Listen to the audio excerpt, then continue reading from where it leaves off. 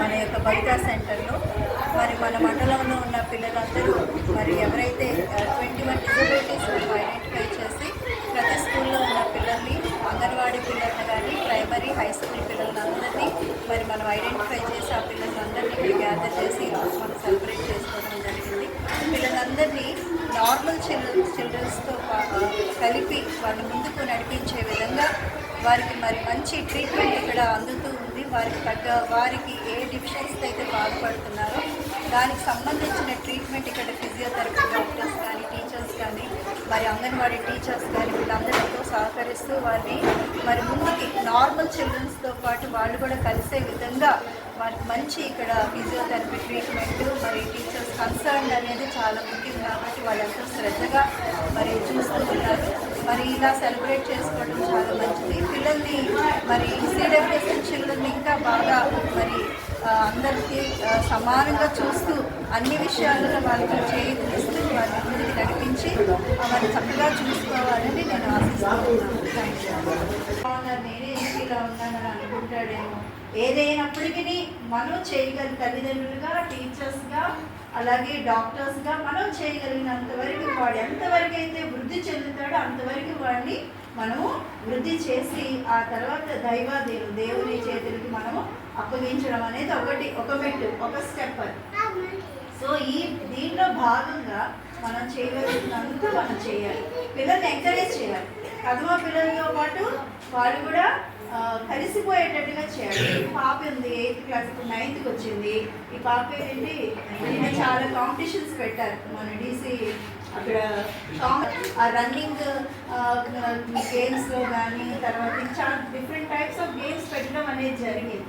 ఆ గేమ్స్ అన్నింటిలో వాళ్ళు పాల్గొని నమోదు చేయడానికి కొంతమంది పేరెంట్స్ అంగీకరించేవాడు కాదు.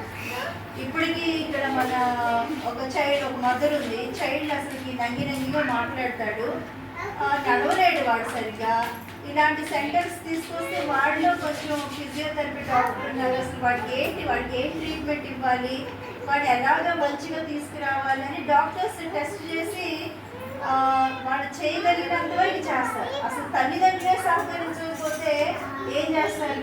ఆ తల్లి ఏం చేస్తుందంటే వాడిని తీసుకొస్తుంది, వాడు నడవలేడు, నంగిగా మాట్లాడతాడు, ఏదో ఒక ముద్ద అన్నం పెట్టింది, మళ్ళీ తీసుకెళ్ళిపోయింది ఇంటికి.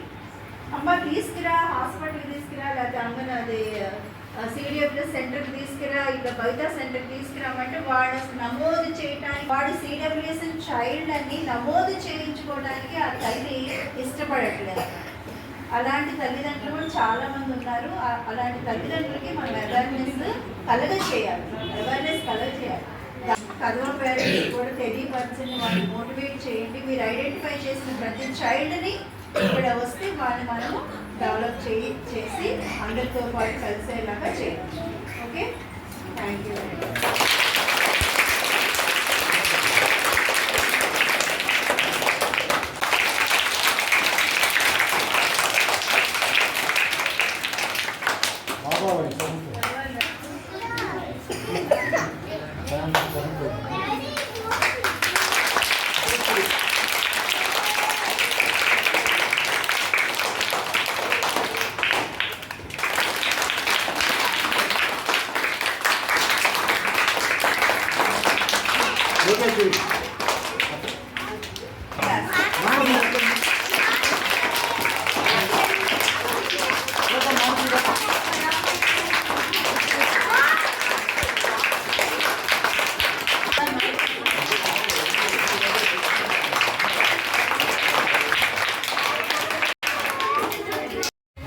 భోజనం ముందు మెడిటేషన్ చేస్తారా? అట్లా చేస్తారా?